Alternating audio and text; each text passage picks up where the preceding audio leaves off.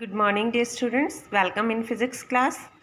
हमारा जो first chapter था फिज़िकल वर्ड एंड मेजरमेंट, उसी को कंटिन्यू कर रहे हैं हम with the topic relation of physics with other subjects. अब देखिए, जो फिज़िक्स है हमारी इतनी वास्ट है, इसका हर सब्जेक्ट में कंट्रीब्यूशन रहा है, हर सब्जेक्ट में इसकी ज़रूरत है। देखिए अब कैसा रिलेशन है फिज़िक्स का अदर सब्जेक्ट से, वन बाय वन हम वो डिस्कस करने वाले हैं। जो हमारा फर्स्ट रिलेशन है that is physics in relation with chemistry. Physics chemistry के साथ कैसे रिलेट करती है, देखिए, the study of atom, radioactivity, X ray etcetera in physics have enabled chemist to rearrange element in periodic table on the basis of atomic number। देखिए my dear students, जो atoms हैं वो आपको पता है पीरियोडिक टेबल में according to atomic number वो रखे गए हैं, रीअरेंज किए गए हैं। बट वो कैसे रीअरेंज हुए? स्टार्टिंग में जब एटम मिला, ठीक है, एटम डिस्कवर हुआ, उसका एटॉमिक नंबर तो पता ही नहीं था। तो जो उसका एटॉमिक नंबर है उसको पता करने के लिए एटॉमिक स्ट्रक्चर पता करना पड़ा। एटॉमिक स्ट्रक्चर कैसे पता लगा? With the help of radioactivity, with the help of X ray, ठीक है। इनकी हेल्प से एटॉमिक स्ट्रक्चर पता हुआ, एटॉमिक स्ट्रक्चर के बेसिस पे एटॉमिक नंबर हुआ, उसके बेसिस पे ही केमिस्ट जो हैं अनेबल हुए उसको एटॉमिक पीरियोडिक टेबल में on the basis of their atomic number settle down करने में। क्लियर मेरी बात बेटा? नेक्स्ट टॉपिक है फिजिक्स विद बायोलॉजी। अब फिजिक्स का बायोलॉजी के साथ क्या रिलेशन है? आप देखिए, आप लोगों ने बहुत बार सुना होगा, अगर मान लीजिए कोई कहीं पेन होता है, ठीक है, किसी बोन में, हमारी बॉडी के किसी बोन में पेन होता है, तो डॉक्टर क्या कह देते हैं? एक्सरे करवा दो, अल्ट्रासाउंड करवा दो। तो अब ये जो टेस्ट हैं ये कैसे पॉसिबल हुए? ये पॉसिबल हुए एक्सरे मशीन से, ठीक है, इलेक्ट्रॉन माइक्रोस्कोप से, रेडियो आइसोटोप से। ये सारी फिज़िक्स की एप्लीकेशन हैं जो मेडिकल साइंस में यूज़ होती हैं। Clear? With the discovery of X-ray, electron microscope, radioisotope makes many application in medical science। तो इनकी हेल्प से क्या हुआ? बायोलॉजी में मेडिकल साइंस बहुत ज़्यादा इजी हो गई with the help of physics, ठीक है। अब कोई भी स्टडी है, बायोलॉजिकल सैंपल को किसी को डिस्कस करना है, तो वो स्टडी करना है, वो कैसे करते हैं?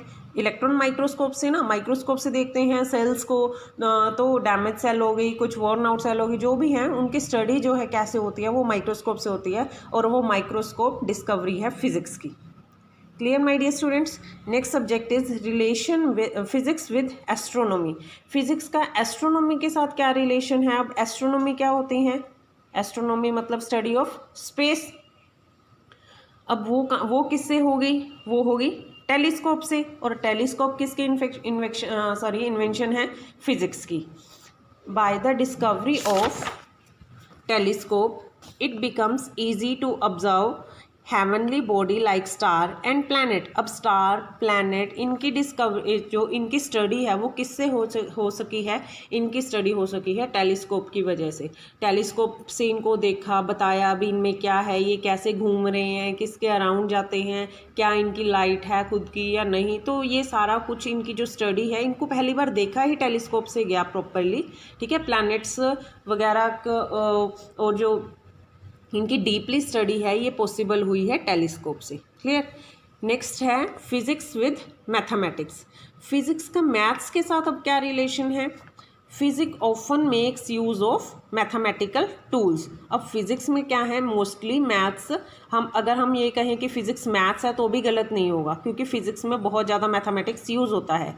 Physics often make use of mathematical tools, all symbols and formulas of mathematics are used in physics. अब मैथ्स के सारा कुछ इसमें यूज़ होते हैं, आप लोग पढ़ेंगे भी, जैसे अभी तक आपने फिजिक्स पढ़ी है, ठीक है, साइंस पढ़ी है, तो अब अगर ड्राइव हुआ है ये फिजिक्स, आगे क्लासीफाई हुआ है, तो अब आपको पता लगेगा कि मैथ्स कितना ज़्यादा ज़रूरी है फिजिक्स में। क्लियर?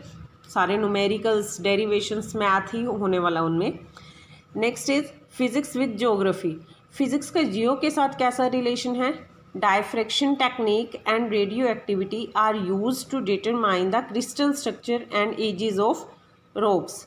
अब कोई भी चीज़ है कितनी पुरानी है वो कैसे पता लगती है, वो डाइफ्रैक्शन टेक्निक से या रेडियो एक्टिविटी से हम पता कर सकते हैं कि कोई भी क्रिस्टल स्ट्रक्चर है वो कितने सालों पुराना है, कोई चट्टान है वो कितनी सालों पुरानी है। Next is physics with seismology. Physics का सिस्मोलॉजी के साथ क्या रिलेशन है? The study of movement of earth crust and waves generated help in the study of earthquake. मतलब जो अर्थक्वेक आते हैं उनकी स्टडी कैसे होती है, तो वो कैसे पता लगते हैं? अर्थ की मूवमेंट से, अर्थ क्रस्ट की और वेव्स की, जो वेव्स जो जनरेट करती है, ठीक है, अर्थ जो जनरेट करती है वेव्स, उसकी मूवमेंट से हम पता कर सकते हैं कि अर्थक्वेक कितना हैवी होता है, कितना हैवी हो सकता है, कितना नुकसान कर सकता है, तो हम पहले ही प्रिकॉशंस यूज़ कर सकते हैं उसके, ठीक है। Physics with society. Physics provide us many comfort like telephone, telegraph to transmit message over long distance. Physics क्या हेल्प करती हैं हमें कंफर्टेबल बनाते हैं। देखिए टेलीफोन है हम यूज़ करते हैं, टेलीग्राफ यूज़ करते हैं हम to transmit message for over long distance पे हमें कोई मैसेज सेंड करना है तो टेलीग्राफ यूज़ करते हैं, टेलीफोन यूज़ करते हैं, टेलीविज़न देखिए, टेलीविज़न, सैटेलाइट, रेडियोज़, ये कम्युनिकेशन के लिए यूज़ होते हैं। तो ये डिस्कवरी कहाँ से है? ये फिज़िक्स की है। Rapid means of transport like aeroplane, train etcetera. तो ये क्या है, यानी कि अगर रैपिड मीन्स ऑफ ट्रांसपोर्ट, जल्दी से एक जगह से दूसरी जगह तक जाने वाले एरोप्लेन, ट्रेन्स, तो ये भी कैसे बने हैं? ये भी फिज़िक्स की हेल्प से ही बने हैं। तो इनका यानी कि फ़िज़िक्स का हर सब्जेक्ट के साथ, हर टॉपिक के साथ, सोसाइटी के साथ बहुत ही गहरा रिलेशन है। क्लियर? नेक्स्ट जो हम इस चैप्टर में पढ़ने वाले हैं वो फोर्सेस के बारे में पढ़ने वाले हैं। नेचर में मेन 4 टाइप की फोर्सेस हैं: gravitational, electrostatic, strong nuclear force and weak nuclear force. उन फोर्सेस के बारे में हम कल डिस्कस करेंगे। तो आपने इन फोर्सेस के बारे में भी एडवांस में पढ़ के रखना है। क्लियर? और यहाँ से ये नोट्स आपने प्रिपेयर कर लेने हैं। I think it's enough for today. Thank you. Have a nice day.